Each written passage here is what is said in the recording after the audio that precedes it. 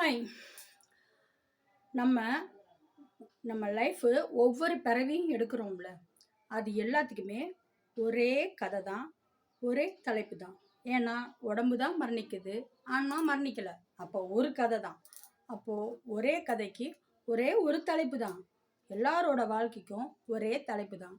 அது ஏன் ஜாதி வந்தது, ஏன் மதம் வந்தது, நம்ம வாழ்க்கையில் என்ன குலசாமி கும்பிட்றோம், நமக்கு யார் சொந்தக்காரவங்க, ஏன் இன்னொரு மதத்துக்கு மாறுறோம், ஏன் இன்னொரு ஜாதிக்கு மாறுறோம், இது எல்லாத்துக்கும் ஒரே தலைப்பு தான்.